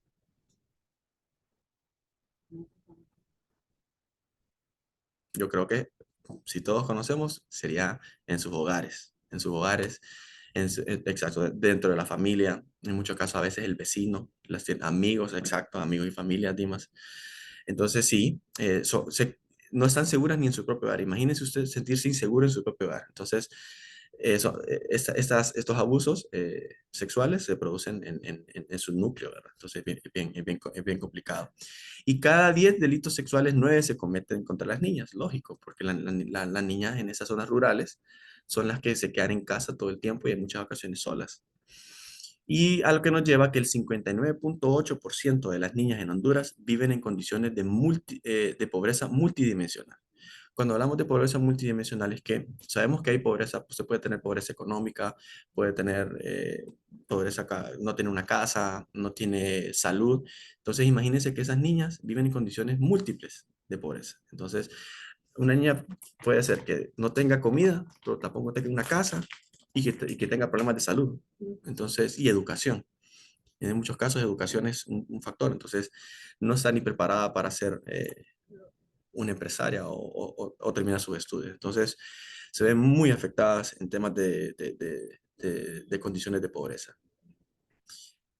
Otra de nuestras razones es que el 62% de las denuncias sexuales son contra las niñas y adolescentes. Imagínense el 62%. Este es un dato de estadístico de denuncias hechas, pero imagínense una niña que vive allá, Yamaranguile, tierra adentro,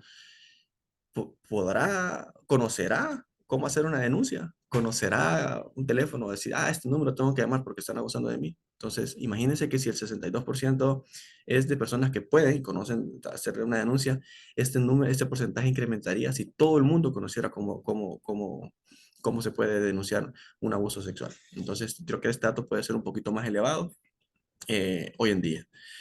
Asimismo, el 48% de las mujeres formalizaron una relación de pareja antes de los 18 años. El código de familia dice que ninguna niña se puede casar ahora antes de los 18 años. Eso está penado. 7 de cada 10 niñas adolescentes no terminan su educación secundaria. Lógico, porque muchas niñas lo que pasa es que llegan a sexto grado a veces, muchas ocasiones diciendo, ya aprendí a sumar y a restar. Y lo que usted tiene que hacer como mujer es aprender a ser mujer. ¿Y qué es ser mujer en una casa? Barrer, trapear, hacer la comida para sus hermanos cuando regresen de la escuela, a lavar la ropa de su papá cuando venga de trabajar, porque usted es una mujer y tiene que aprender a ser mujer. Entonces, si tenemos esa mentalidad, esa cultura que venimos arraigando de años a años, de que la mujer tiene que quedarse en casa, siendo que hacer desde la casa, haciendo que hacer desde la casa. Y a la fecha, más de 1 millón de niñas quedaron fuera del sistema educativo. Entonces, imagínense 1 millón de niñas que quieren estudiar, o sea, tienen las ganas de estudiar, están fuera del sistema educativo y ahí es donde el Plan Internacional Honduras está promoviendo mucho lo que es la educación y específicamente insertando a estas niñas en condiciones económicas adversas, promoviéndoles y apoyándoles para que terminen sus estudios. Porque invertir en una mujer tiene un retorno económico mucho más alto en su comunidad. Eso es un dato estadístico. ¿Qué es lo que buscamos nosotros actualmente? Bueno, aquí lo que venimos es nuestras alianzas empresariales. Nosotros, ¿cómo logramos que estas niñas y estos niños se vean beneficiados? Entonces, haciendo alianzas con empresas. Por eso estamos acá. Gracias por el espacio que nos dio Fundarse, promoviendo estos espacios. Sabemos que muchas empresas quieren hacer su responsabilidad social empresarial y nos gustaría mucho que contaran con nosotros, que nos invitaran, porque nosotros hemos hecho múltiples alianzas como el Banco Central, Grupo Flores, BAC, que es nuestro proveedor de servicios bancarios, JCDecaux en publicidad, Cargill, no, Cortijo, perdón, Pedido Ya, Hugo, la UTH, el Hotel Holiday Inn, Cocatel, StarTech, Teleperformance, Venture Life Center, Unimall, centros comerciales, son múltiples aliados nosotros, Multiplaza, el grupo Cinca, Dicosa, Punto Pharma, son empresas que han dicho presente, nos han dicho, hey, qué interesante lo que están haciendo en beneficio de la educación, quiero que mis empleados, quiero que mi staff tenga ese deseo de apoyar a una niña, de forma voluntaria, lógico. Entonces lo que buscamos nosotros es eso, ¿verdad? Conocer más empresas porque lo que nosotros desarrollamos son una jornadita de sensibilización. No le pedimos nada a la empresa, lo que sí pedimos es que sí nos pueda abrir sus puertas al staff, para que nosotros podamos llegar ahí, presentarles de una forma muy dinámica a las empresas cómo nosotros podemos hacer esa alianza con ellos para que las personas puedan sumarse como padrinos y madrinas de una niña. Sé que casi el 100% del staff de Fundarse ya está padrinando y amadrinando una niña y me gustaría que muchas más empresas se sumaran a apoyar la niñez hondureña. Y por eso Plan Internacional dice presente ahorita para invitarle, ¿verdad? Invitarle a ustedes que nos inviten a nosotros a poder impartir esta pequeña charla que les hice rápidamente por cuestiones de tiempo a ustedes y que su staff se comprometa para apoyar a la niñez hondureña en estos momentos que vivimos, que sabemos que las condiciones económicas son un poquito adversas y como Plan Internacional hemos entregado más de 33,000 kits escolares este año para que niñas y niños puedan asistir al sistema educativo. Entonces, este kit escolar que nosotros brindamos a los niños cuenta eh, con sus cuadernos y están diferenciados para primaria y secundaria, sus cuadernos para que ellos puedan recibir clases y hacer sus apuntes. Igualmente llevan sus lápices para que puedan escribir, colores para que puedan colorear, marcadores, sacapuntas. Y el kit escolar se entrega al inicio de año. Al inicio de año y aún hoy, estamos en fecha que hay mucha deserción y hay muchos niños que se están insertando. Hemos tratado de apoyar a muchas niñas que no han podido ingresar al sistema educativo y gracias al apoyo de este kit hemos logrado que puedan continuar y en muchas ocasiones empezar sus estudios.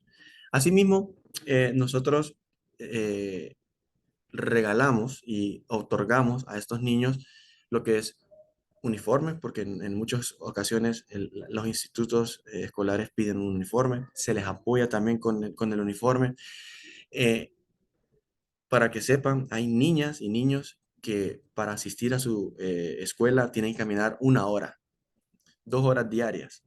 Entonces, imagínense una niña caminando a las 5 de la mañana sola de su casa a la escuela, las condiciones de inseguridad que ella puede vivir.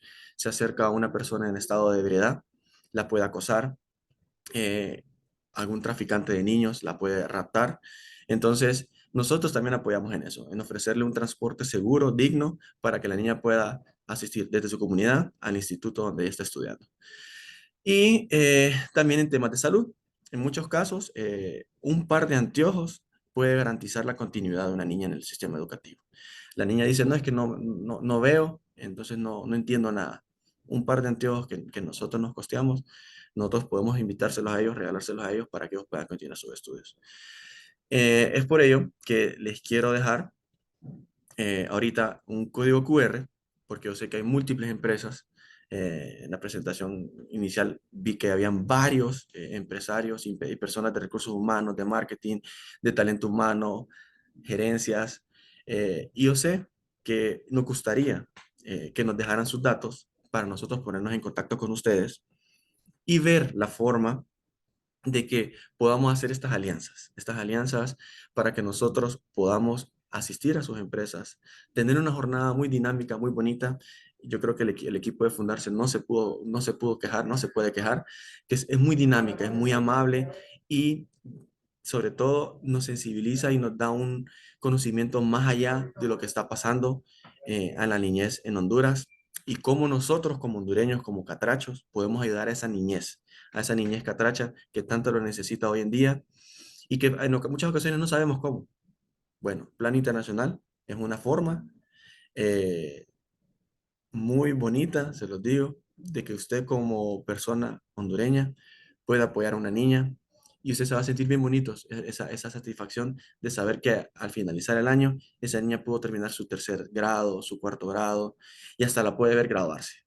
Usted la termina y me dice, uy, terminó su año escolar, qué bonito se siente que esta niña pudo culminar sus sueños y querer ser más allá, ¿verdad? Porque los sueños de las niñas se ven a veces interrumpidos, esa barrera de desigualdad aún existe, como se los comenté, allá las regalan como que fueran un objeto. Entonces, es bonito, ¿verdad? Sentir esa satisfacción de que usted pudo apoyar a una niña para terminar sus estudios. Entonces, este es el código QR, ustedes los pueden escanear, solo ocupamos un par de datos de ustedes y nosotros hoy y mañana nos ponemos en contacto para ver de qué manera, ¿verdad? De qué manera nosotros podemos llegar a visitarles y coordinar lo que es esta jornada, ¿verdad? De sensibilización con sus empleados y ver qué otros proyectos a largo plazo y más macro podemos realizar con ustedes. Muchísimas gracias, Tatiana, por el espacio. Aquí termina mi presentación y bueno, nuevamente, bienvenidos todos y el código QR aquí les queda. Muchas gracias, Howard. Gracias por ampliarnos un poco más sobre la meta de Plan Internacional, ¿verdad? Y esta gran labor que realizan. ¿Alguna Les queda el pregunta contacto. que tengan? No sé, si la pueden dar por el chat o bueno, ahí está el código QR, cualquier cosa, Tatiana, que se pongan en contacto con nosotros. Listo, les queda el contacto de Howard. Y bueno, agradecemos a todos aquí. Vamos a ver, parece que hay algo en el chat. ¿Ok? Hola, Sofía. Ustedes realmente se llamaban Plan, sí, Plan en Honduras. Se conoce como Plan en Honduras, Plan Internacional Honduras, sí.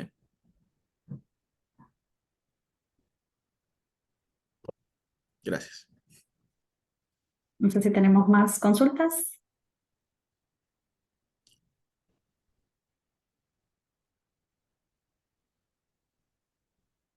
¿Listo, Tatiana?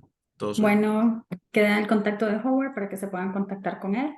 Y bueno, agradecemos la participación de todos ustedes en este webinar que nos ha permitido, ¿verdad?, abrir un espacio de reflexión con respecto a los derechos humanos y la identificación de los grupos vulnerables. Y bueno, de qué manera podemos desde nuestras organizaciones ser más inclusivos. Los invito a seguir contactándonos, a conectarse con Fundarse en nuestras redes sociales y página web. También estar pendiente de los próximos eventos presenciales y webinars que desde ya pues tenemos preparados para ustedes en el segundo trimestre de este año. Le voy a pedir a mi compañera Jocelyn que nos ayude con la fotografía. Pueden ir encendiendo sus cámaras. Mucho gusto a todos, buenos días. Pueden activar sus cámaras. Vamos a esperar unos segundos para que se vayan añadiendo y así poder tomar la fotografía. Vamos a dar unos segundos.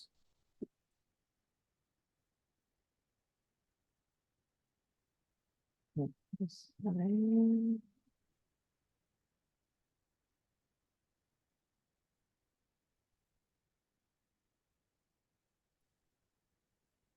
Ok, creo que vamos avanzando con las cámaras.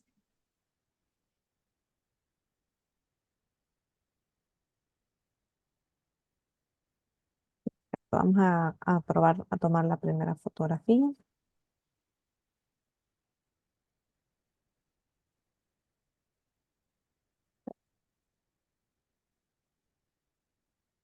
Están añadiendo más. Ok, vamos a intentar ahorita. Pueden ver a la cámara, por favor, y sonreír. A la cuenta de 3, 1, 2, 3. Muchísimas gracias a todos. Gracias a todos, que tengan un buen día. Gracias igualmente. Saludos. Buen día, Feliz día, gracias. cuídense.